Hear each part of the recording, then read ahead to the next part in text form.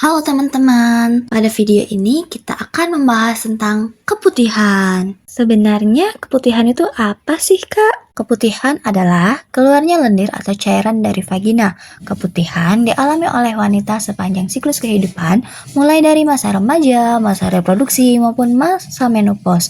Sebenarnya, cairan atau lendir ini dikeluarkan secara alami oleh tubuh. Hal ini bertujuan untuk menjaga vagina agar tetap bersih dan lembab, serta melindungi dari infeksi. Sebenarnya keputihan itu normal nggak sih, Kak? Pertanyaan bagus nih. Yuk simak penjelasannya, apakah keputihan itu normal atau justru hal yang nggak normal. Jadi, keputihan merupakan hal yang normal apabila terjadi pada masa menjelang dan sesudah menstruasi. Hal ini terjadi karena pengaruh dari proses menstruasi yang melibatkan hormon. Tapi ada juga keputihan yang nggak normal loh. Tadi dari penjelasannya ada keputihan yang tidak normal, Kak. Gimana cara membedakan keputihan itu normal atau nggak normal? Untuk mengetahui keputihan itu normal atau tidaknya, yuk kita simak penjelasan berikut. Jadi, keputihan dapat dibedakan menjadi dua jenis. Yang pertama yaitu keputihan yang normal atau fisiologis. Nah, cairan ini mengandung banyak epitel dan sedikit leukosit yang berfungsi untuk mempertahankan kelembapan vagina. Cairannya berwarna jernih, tidak terlalu kental, tidak disertai dengan rasa nyeri atau gatal, dan jumlah keluarnya pun tidak berlebihan. Keputihan normal dapat terjadi pada masa menjelang dan sesudah menstruasi. Yang kedua yaitu keputihan yang tidak normal atau patologis, yaitu cairan yang keluar mengandung banyak leukosit, ditandai dengan cairan berwarna kuning kehijauan, abu, atau menyerupai susu. Teksturnya kental, adanya keluhan nyeri atau gatal, dan jumlahnya yang berlebihan. Nah, sekarang udah paham kan mengenai keputihan normal dan tidak normal? Iya, paham Kak. Tapi apa sih Kak penyebab keputihan? Jadi, ada beberapa faktor penyebab keputihan. Nah, untuk tahu lebih lanjut, simak penjelasan setelah ini ya. Faktor-faktor penyebab keputihan yang normal diantaranya, yang pertama, bayi yang baru lahir kira-kira 10 hari. Keputihan ini disebabkan oleh pengaruh hormon estrogen dari ibunya. Yang kedua, masa sekitar menarche atau pertama kalinya haid datang. Keadaan ini ditunjang oleh hormon estrogen. Yang ketiga, masa di sekitar ovulasi karena produksi kelenjar-kelenjar rahim dan pengaruh dari hormon estrogen serta progesteron.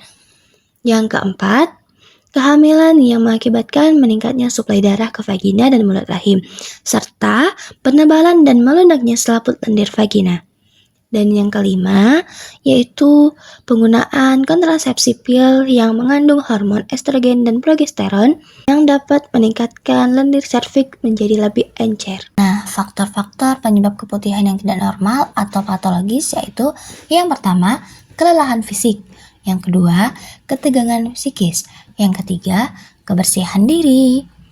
Keputihan yang tidak normal banyak dipicu oleh cara wanita dalam menjaga kebersihan dirinya, terutama alat kelaminnya seperti penggunaan pakaian dalam yang ketat berbahan nilon, cara membersihkan alat kelamin yang salah, penggunaan sabun vagina dan pewangi vagina, penggunaan pembalut kecil yang terus-menerus di luar siklus menstruasi. Penyebab keputihan selain karena infeksi mikroorganisme seperti bakteri, jamur, virus, parasit, juga dapat disebabkan oleh gangguan keseimbangan hormon, stres, kelelahan kronis, peradangan alat kelamin, benda asing dalam vagina, serta ada penyakit dalam organ reproduksi seperti kanker leher rahim. Oh, gitu ya Kak.